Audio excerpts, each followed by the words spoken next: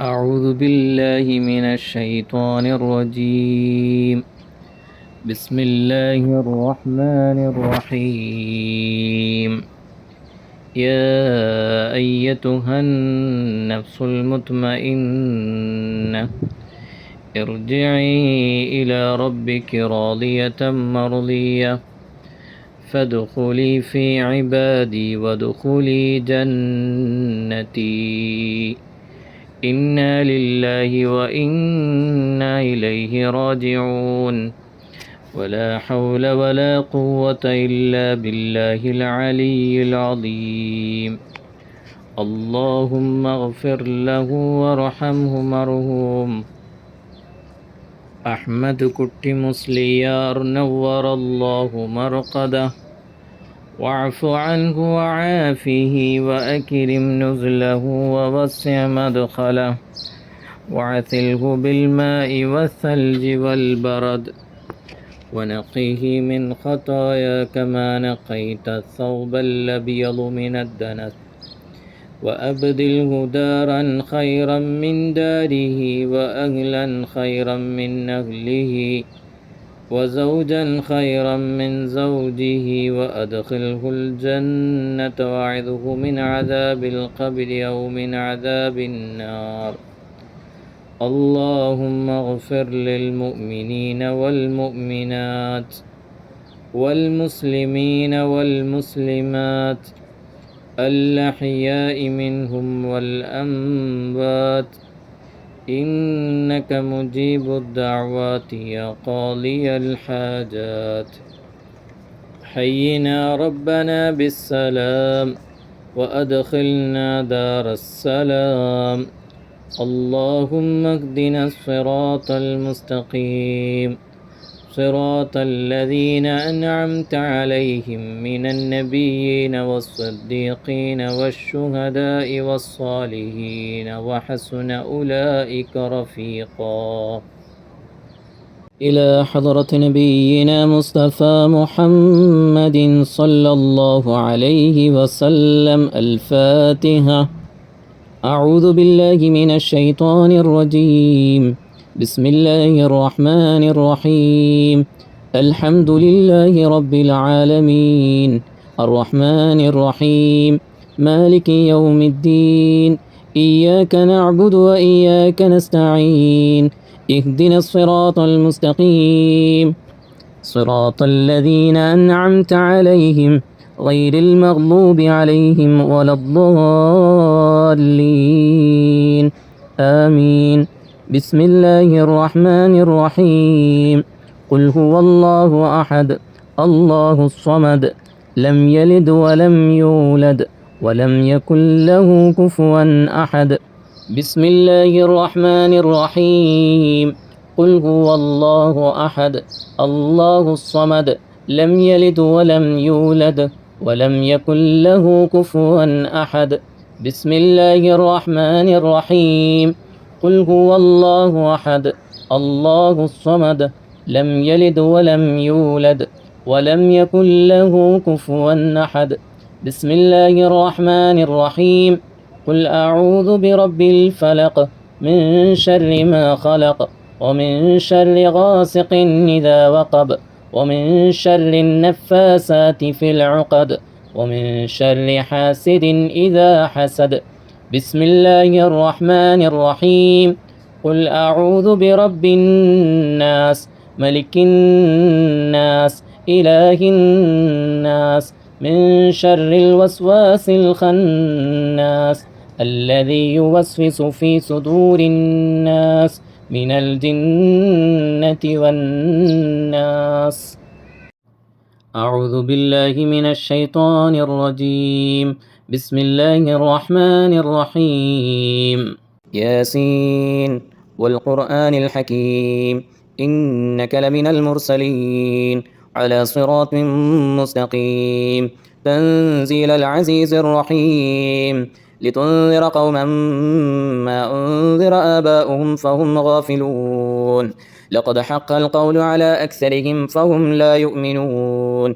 إنا جعلنا في أعناقهم أغلالا فهي إلى الأذقان فهم مقمحون وجعلنا من بين أيديهم سدا ومن خلفهم سدا فأغشيناهم فهم لا يبصرون وسواء عليهم أأنذرتهم أم لم تنذرهم لا يؤمنون إنما تنذر من اتبع الذكر وخشي الرحمن بالغيب فبشره بمغفرة وأجر كريم إنا نحن نحيي الموتى ونكتب ما قدموا وآثارهم وكل شيء نحصيناه في إمام مبين واضرب لكم مثلا أصحاب القرية إذ جاءها المرسلون إذا أرسلنا إليهم اثنين فكذبوهما فعززنا بثالث فقالوا إنا إليكم مرسلون قالوا ما أنتم إلا بشر مثلنا وما أنزل الرحمن من شيء إن أنتم إلا تكذبون قالوا ربنا يعلم إنا إليكم لمرسلون وما علينا إلا البلاغ المبين قالوا إنا تطيرنا بكم لئن لم تنتهوا لنرجمنكم وليمسنكم منا عذاب عليم قالوا طائركم معكم وأن ذكرتم بل أنتم قوم مسرفون وجاء من أقصى المدينة رجل يسعى قال يا قوم اتبعوا المرسلين اتبعوا من لا يسألكم أجرا وهم مهتدون وما لي لا أعبد الذي فطرني وإليه ترجعون أتخذ من دونه آلهة إن يردني الرحمن بضر لا تغني عني شفاعتهم شيئا ولا ينقذون إني إذا لفي ضلال مبين إني آمنت بربكم فاسمعون قيل ادخل الجنة قال يا ليت قومي يعلمون بما غفر لي ربي وجعلني من المكرمين وما أنزلنا على قومه من بعده من جند من السماء وما كنا منزلين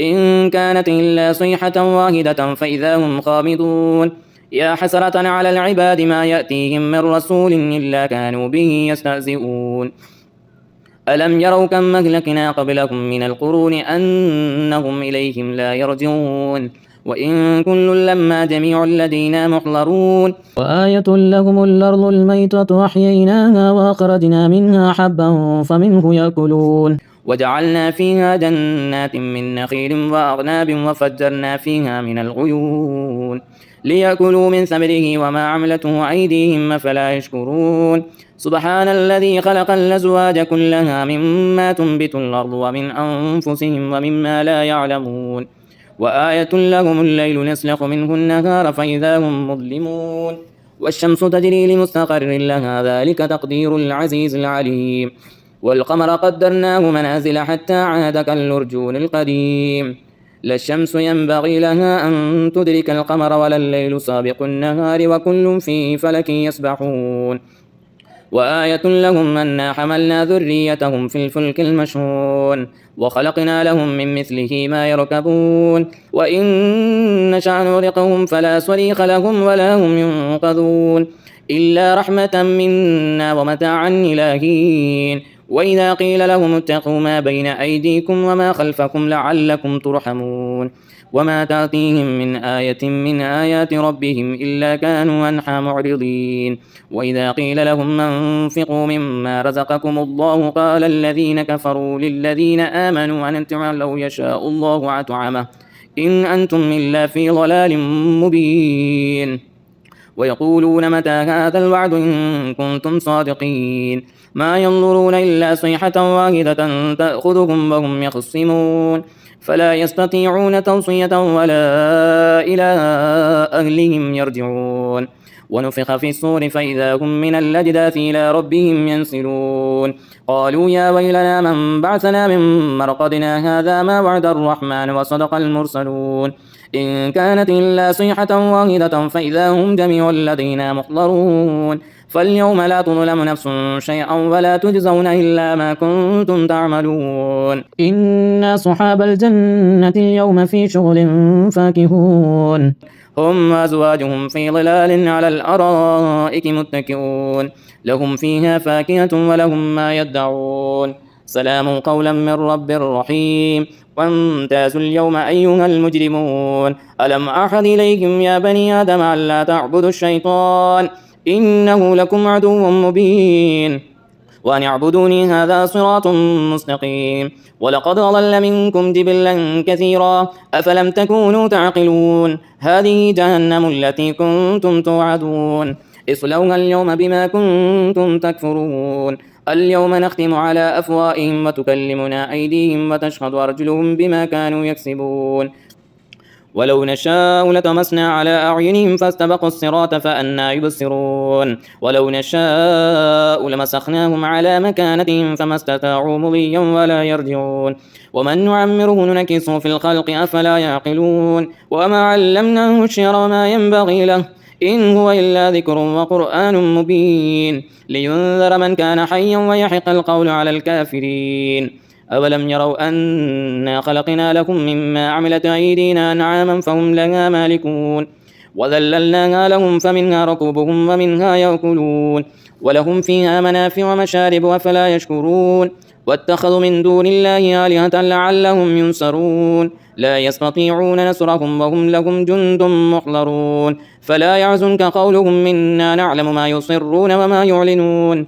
أولم ير الإنسان أنا خلقناه من نطفة فإذا هو خصيم مبين وضرب لنا مثلا ونسي خلقه قال من يحيي العظام وهي رميم قل يحييها الذي أنشاها أول مرة وهو بكل خلق عليم الذي جعل لكم من الشجر الأخضر نارا فإذا أنتم منه توقدون أوليس الذي خلق السماوات والأرض بقادر على أن يخلق مثلهم بلى وهو الخلاق العليم إنما أمره إذا أراد شيئا أن يقول له كن فيكون فسبحان الذي بيده ملكوت كل شيء وإليه ترجعون صدق الله العظيم. بسم الله الرحمن الرحيم إن الله وملائكته يصلون على النبي يا أيها الذين آمنوا صلوا عليه وسلموا تسليما اللهم صل وسلم وزد وبارك عليه مولاي صل وسلم دائما أبدا على حبيبك خير الخلق كلهم يا أكرم الخلق ما لمن ألوذ به سواك عند حلول للحديث العميم مولاي صل وسلم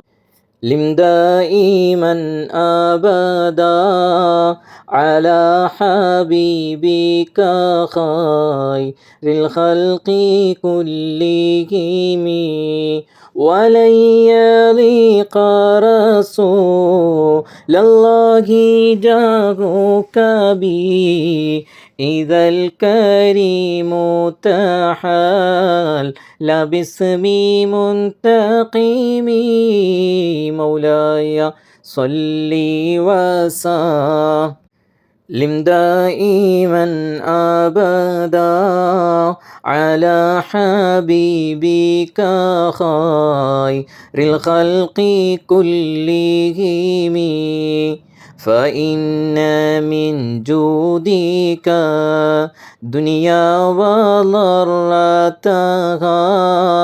ومن علومك علم اللوح والقلم مولاي صل وسلم دائما أبدا على حبيبك خير الخلق كلهم يا نفس لا تقنطي من زلات عظمت إن الكبائر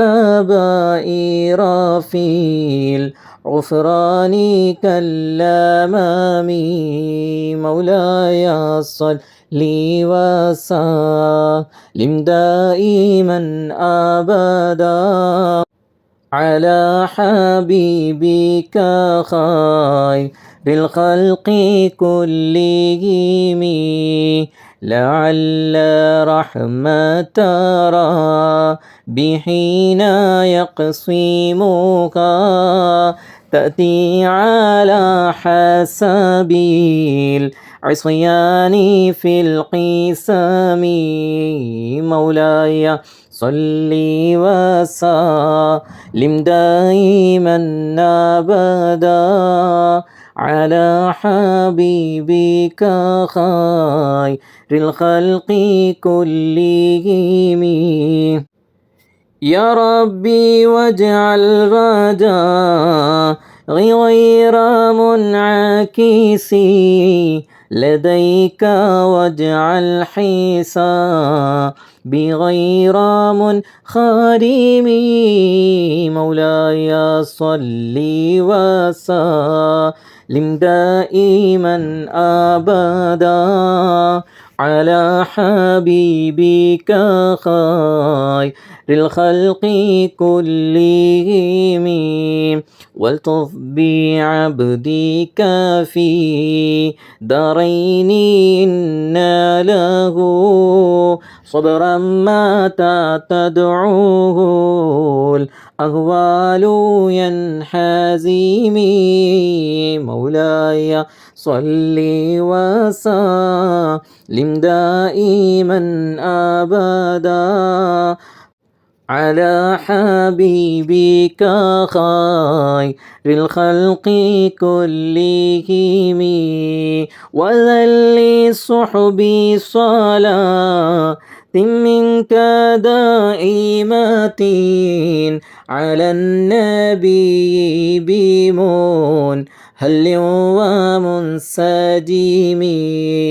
مولاي صل وسلم دائما أبدا على حبيبك خير الخلق كلهم. والآل والصحب ثم التابعين فهم أهل التقى والنقى والحلم والكرم. مولاي صل وسلم دائما أبدا على حبيبك خير الخلق كلهم. مرنا حتى عذابا تلباني ريح الصبا وأطراب العيسى ذي العيس بالنعم.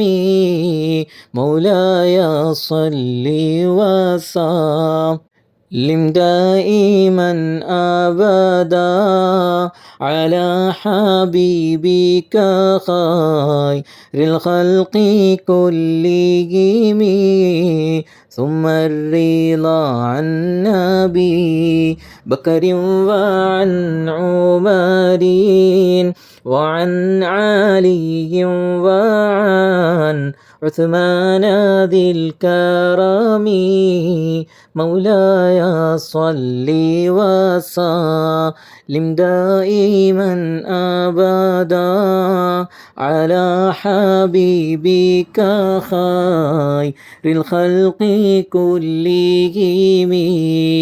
سعد سعيد زبير طلحة وأبي عبيدة وابن عوف عشير الكرم. مولاي صل وسلم دائما أبدا على حبيبك خير الخلق كلهم. يا ربي بالمصطفى بلغ مقاصدنا واغفر لنا ما مضى يا واسع الكرم. مولاي صل لم دائما أبدا على حبيبك خير الخلق كلهم. الحمد لله الحمد لله الحمد لله رب العالمين، حمدا يوافي نعمه ويكافئ مزيده. اللهم صل على سيدنا محمد وعلى آل سيدنا ومولانا محمد. اللهم اغفر له وارحمه مرحوم شيخنا وأستاذنا مرحوم أحمد كتي مسليار نور الله مرقده، واعف عنه وعافه وأكرم نزله ووسع مدخله، واعثله بالماء والثلج والبرد، ونقه من خطايا كما نقيت الثوب الأبيض من الدنس، وأبدله دارا خيرا من داره، وأهلا خيرا من أهله، وزوجا خيرا من زوجه، وأدخله الجنة وأعذه من عذاب القبر أو من عذاب النار برحمتك يا أرحم الراحمين. والحمد لله رب العالمين. يا الله يا رحمن يا رحيم يا الله، يا الله يا رحمن يا رحيم يا الله، يا الله يا رحمن يا رحيم يا الله. റഹ്മാനും റഹീമുമായ മലിക്കുൽ ജബ്ബാറായ മലിക്കുൽ മുലൂക്കായ രാജസയ്യിദായ അല്ലാഹ്, പരിശുദ്ധ മദീന മുനവ്വറയിൽ ഹബീബായ മുത്തുനബി സ്വല്ലല്ലാഹു അലൈഹി വസല്ലമ തങ്ങളുടെ തിരുഹദറത്തിൽ വെച്ച് പരിശുദ്ധമാക്കപ്പെട്ട മുഹറം മാസത്തിൻ്റെ ബറക്കത്ത് കൊണ്ട് റബ്ബേ, പരിശുദ്ധ ഖുർആൻ പരിശുദ്ധ റൗളാ ശരീഫിൽ വഖഫ് ചെയ്തുകൊണ്ടുള്ള ഹബീബായ മുത്തുനബി തങ്ങളുടെ തിരുഹദറത്തിൽ പോയി ബാബുസ്സലാമിലൂടെ കടന്ന് ഹബീബായ മുത്തുനബി തങ്ങൾക്ക് സലാം സമർപ്പിച്ചുകൊണ്ട് റബ്ബേ ജന്നത്തുൽ ബഖീഇൽ സിയാറത്ത് ചെയ്ത് റബ്ബേ ഞങ്ങൾ ഈ മജ്ലിസ് നടത്തുന്നത് നീ സ്വീകരിക്കണേ അല്ലാഹ്.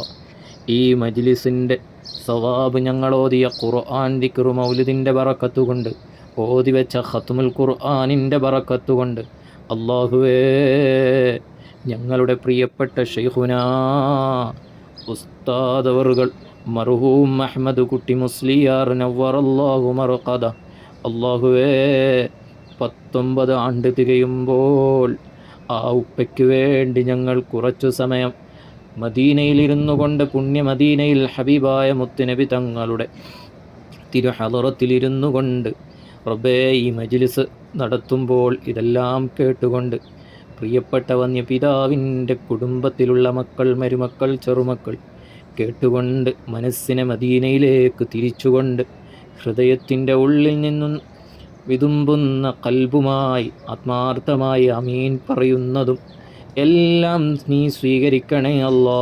ആ ഉപ്പയ്ക്ക് വലിയ സന്തോഷം നൽകണേ അല്ലാ, ആ ഉമ്മയ്ക്കും വലിയ സന്തോഷം നൽകണേ അല്ലാ. രണ്ടുപേരുടെയും ഖബറിലേക്ക് ഈ സന്തോഷം നീ എത്തിക്കണേ അല്ലാ. ഉപ്പയുടെ ആണ്ട് വരുമ്പോൾ ആ ഉമ്മയ്ക്കും കിട്ടുകയാണ്, ഉമ്മയുടെ ആണ്ട് വരുമ്പോഴും ആ ഉപ്പയ്ക്കും സന്തോഷം ലഭിക്കുകയാണ്. അല്ലാഹുവേ, ഈ സന്തോഷവും ആനന്ദവും നീ എന്നും റബ്ബേ നീ നിലനിർത്തണേ അല്ലാ. ഞങ്ങൾ ജീവിച്ചിരിക്കുന്നിടത്തോളം കാലം ആ ഉപ്പയ്ക്കും ഉമ്മയ്ക്കും ഒരുപാട് നന്മകൾ ചെയ്യാൻ തൗഫീഖ് നൽകണേ അല്ലാ. തൗഫീഖ് നൽകണം റഹ്മാനെ, തൗഫീഖ് നൽകണേ അല്ലാ. പടച്ചവനെ നീ ഇസ്സത്ത് നൽകണേ അല്ലാ, നീ ദില്ലത്തിലാക്കരുത് അല്ലാ.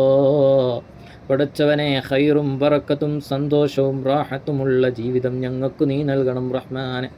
റബ്ബേ, ഞങ്ങളിൽ നിന്നും മരണപ്പെട്ടു പോയവർക്ക് വേണ്ടി ആണ്ട് മാസം വരുമ്പോഴെങ്കിലും റബ്ബേ കുറച്ച് സമയമെങ്കിലും ദിക്ർ ചൊല്ലിയും ഖുർആൻ പാരായണം ചെയ്തും സമയം ചെലവഴിക്കാൻ ഞങ്ങളുടെ ആഗ്രഹം പോലെ നീ സാധിപ്പിച്ചു തരണേ അല്ലാ. ഞങ്ങൾക്കൊരുപാട് വിഷമങ്ങളുണ്ട്, ഒരുപാട് ബുദ്ധിമുട്ടുകളുണ്ട്, പലതരത്തിലുമുള്ള രോഗങ്ങളുണ്ട് റബ്ബേ. അതെല്ലാം തരണം ചെയ്തുകൊണ്ട് റബ്ബേ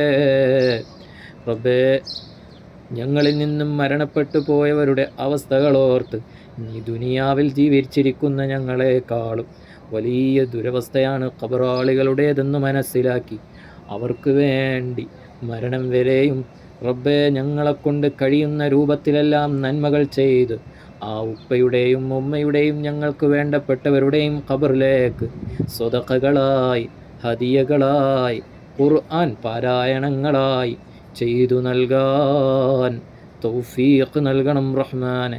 അവസാനം ഞങ്ങളും 6 അടി മണ്ണിൽ ഇരുളാർന്ന ഖബറിടത്തിൽ അന്ത്യവിശ്രമം കൊള്ളുമ്പോൾ ഞങ്ങൾക്കാരാണുള്ളത് ഞങ്ങൾക്ക് വേണ്ടി ഖുർആൻ ഓതാൻ, ദിക്റ് ചൊല്ലാൻ, മദീനയിലിരുന്ന് സൽക്കർമ്മങ്ങൾ ചെയ്യാൻ?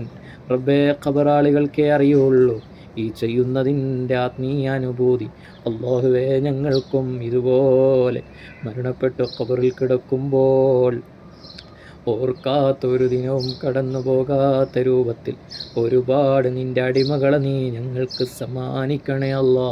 ഞങ്ങളുടെ മക്കളും മക്കളുടെ മക്കളും പേരമക്കളും അവർക്കെല്ലാം ഞങ്ങളെ കൊണ്ട് സന്തോഷിക്കാൻ, ആനന്ദിക്കാൻ തൗഫീഖ് നൽകണം റഹ്മാനെ. തൗഫീഖ് നൽകണേ അല്ലാ. പടച്ചവനെ, നീ ഇസ്സത്ത് നൽകണേ അല്ലാ. നീ ദില്ലത്തിലാക്കരുത് റഹ്മാനെ. ഈ മജ്ലിസ് കേൾക്കുന്ന റബ്ബേ, പ്രിയപ്പെട്ട സുമയാത്തയുടെ കുടുംബത്തിന് നീ ബറക്കത്ത് നൽകണം റഹ്മാനെ. മജ്ലിസ് കേട്ട് ആമീൻ പറയുന്ന കുടുംബങ്ങളുണ്ട്, ശിഷ്യഗണങ്ങളുണ്ട്. പടച്ചവനെ, ആരെല്ലാമാണോ ഈ മജ്ലിസിൽ പങ്കെടുക്കുന്നത് നീ സ്വീകരിക്കണേ അല്ലാ, നീ സ്വീകരിക്കണേ അല്ലാ. അല്ലാഹുവേ, ദിക്റ് ചൊല്ലിയവർ, യാസീൻ ഓതിയവർ, ഇഖ്ലാസ് ഓതിയവർ, ഫാത്തിഹ ഓതിയവർ എല്ലാവർക്കും നീ ഐശ്വര്യവും ബറക്കത്തും നൽകണേ അല്ലാ. പടച്ചവനെ, ഈ മദീനയിലെ ബറക്കത്ത് നൽകണേ അല്ലാ. ആമീൻ പറയുന്നവരെ ഒന്ന് ഏറ്റെടുക്കണേ യാ റസൂലല്ലാ. അവരുടെ മനസ്സിലുള്ള മുറാദ് നിനക്കറിയാമല്ലോ അല്ലാ, പരിഹരിക്കണേ അല്ലാ. യാ റസൂലല്ലാഹി ഉൻദുർ ഹാലനാ യാ ഹബീബല്ലാ. ആദരവായ മുത്തുനബി തങ്ങളുടെ തിരുനൂറ് കൊണ്ട് അവരുടെ എല്ലാം ഭവനങ്ങളിൽ നീ ബറക്കത്ത് നൽകണേ അല്ലാ, റാഹത്ത് നൽകണേ അല്ലാ. പ്രിയപ്പെട്ടവരുടെ കുടുംബജീവിതം എല്ലാം നീ ബറക്കത്തിലാക്കണേ അല്ലാ. ഈ മജ്ലിസ് കേട്ട് ആമീൻ പറയുന്നവരുടെ എല്ലാ വിഷമങ്ങളും മാറ്റണേ അല്ലാ, രോഗങ്ങൾ മാറ്റണേ അല്ലാ, സിഹറുകൾ ബാത്തിലാക്കണേ അല്ലാ, കണ്ണേറുകൾ നീ ഒഴിവാക്കണേ അല്ലാ. ശാരീരികമായി, മാനസികമായി, സാമ്പത്തികമായി എല്ലാ കാര്യങ്ങളിലും നീ ബറക്കത്ത് നൽകണേ അല്ലാ. സന്താനങ്ങളിൽ, മരുമക്കളിൽ റബ്ബേ ബറക്കത്ത് നൽകണേ അല്ലാ. ചെറുമക്കളിലും ബറക്കത്ത് നൽകണം റഹ്മാനെ. നഫിയായ ഇൽമു നൽകണേ അല്ലാ. ഉഖ്റവിയായ സ്വാലിഹീങ്ങളിൽ, സ്വാലിഹാത്തുകളിൽ പെടുത്തണേ അല്ലാ. തഖ്വയുള്ള മക്കളാക്കണേ അല്ലാ. പെൺമക്കളിലും നീ ബറക്കത്ത് നൽകണേ അല്ലാ, ആൺമക്കളിലും നീ ബറക്കത്ത് നൽകണേ അല്ലാ. പടച്ചവനെ, എല്ലാവർക്കും നീ ഐശ്വര്യം പ്രദാനം ചെയ്യണം റഹ്മാനെ. പടച്ചവനെ, ഹബീബായ മുത്തുനബി തങ്ങളുടെ ഈ തിരുഹദറത്തിൽ 4 വർഷത്തോളമായി വിനീതൻ ഇവിടെ നിൽക്കുന്നു. അൽഹംദുലില്ലാഹ്. പ്രിയപ്പെട്ട ഉമ്മയ്ക്കും ഉപ്പയ്ക്ക് വേണ്ടിയും ഈ വർഷങ്ങളിലെല്ലാം ഞങ്ങൾ ചെയ്ത സൽക്കർമ്മങ്ങൾ എല്ലാം ഞങ്ങൾ ഒരുമിച്ച് കൂട്ടാൻ ആഗ്രഹിക്കുന്നു അല്ലാ. ഈ വർഷങ്ങളിലെല്ലാം മജ്ലിസിൽ പങ്കെടുത്തു ആമീൻ പറഞ്ഞവർ എല്ലാവർക്കും നീ ബറക്കത്ത് നൽകണേ അല്ലാ, ഐശ്വര്യം നൽകണേ അല്ലാ, റാഹത്ത് നൽകണേ അല്ലാ.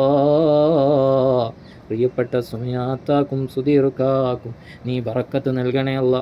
അവരുടെ യാത്രയിലും നാട്ടിൽ വന്ന് തിരിച്ചു പോകുന്നതിലും എല്ലാം നീ ഖൈറും ബറക്കത്തും നൽകണേ അല്ലാ. അവരുടെ 2 പെൺമക്കളിലും നീ ബറക്കത്ത് നൽകണേ അല്ലാ. അവരുടെ ദാമ്പത്യ ജീവിതത്തിൽ നീ ബറക്കത്ത് നൽകണം റഹ്മാനെ. അവരുടെ സന്താനങ്ങളിൽ നീ ബറക്കത്ത് നൽകണേ അല്ലാ. മക്കളെ നീ സ്വാലിഹീങ്ങളാക്കണേ അല്ലാ. ഒരു തരത്തിലുമുള്ള ബുദ്ധിമുട്ടുകൾ നീ അവർക്ക് നൽകല്ല അല്ലാ. അവർക്ക് നീ വലിയ സ്ഥാനം നീ നൽകണേ അല്ലാ, വലിയ പദവി നൽകണേ അല്ലാ. സ്വാലിഹീങ്ങളാകുന്ന ഔലിയാക്കളാകുന്ന മഹാന്മാരുടെ തിരുനോട്ടം നീ നൽകണേ അല്ലാ. പടച്ചവനെ, 2 ആൺമക്കളിലും നീ ബറക്കത്ത് നൽകണേ അല്ലാ. നല്ല സ്വാലിഹീങ്ങളാക്കണേ അല്ലാ. അവരുടെ പഠനത്തിലും അവരുടെ ഭാവി പദ്ധതികളിലും ലക്ഷ്യങ്ങളിലും പഠനങ്ങളിലും ജോലികളിലും എല്ലാം നീ ബറക്കത്ത് നൽകണേ അല്ലാ. മക്കൾ റബ്ബേ സ്വാലിഹീങ്ങളായി നല്ലൊരു മേഖലയിലെത്തി ഖൈറായൊരു ജീവിതത്തിലേക്ക് ചെന്നെത്താൻ തൗഫീഖ് നൽകണേ അല്ലാ.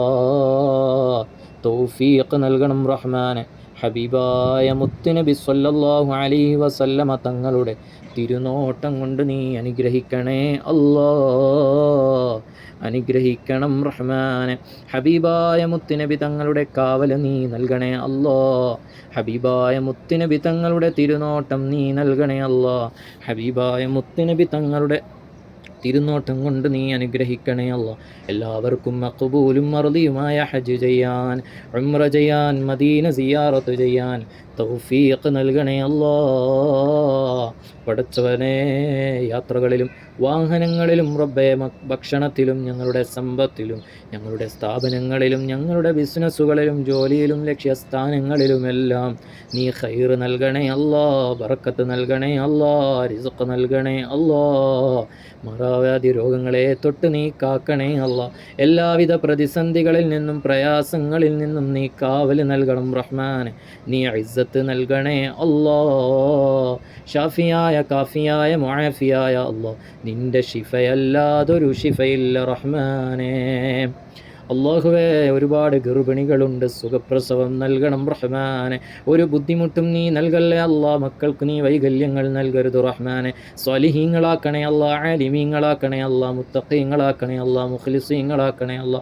കണ്ണീറിൽ നിന്നും ബലാ മുസീബത്തിൽ നിന്നും നീ കാവൽ നൽകണം റഹ്മാനെ. റബ്ബേ, മക്കളെ പൊന്നുപോലെ നോക്കുന്ന മാതാപിതാക്കൾക്ക് നീ ആഫിയത്തും ഇസ്സത്തും റിസ്ഖും നൽകണേ അല്ലാ. അള്ളാഹുവേ, ഞങ്ങളുടെ മക്കളാണെങ്കിൽ പോലും നീ തന്ന മക്കളാണ്, നിന്റെ മാർഗത്തിൽ വളർത്താൻ ഞങ്ങൾ കാണിക്കുന്ന ആത്മാർത്ഥത നീ കബൂലാക്കണേ അല്ലാ. ആത്മാർത്ഥതയുള്ള മാതാപിതാക്കളാക്കണം റഹ്മാനെ.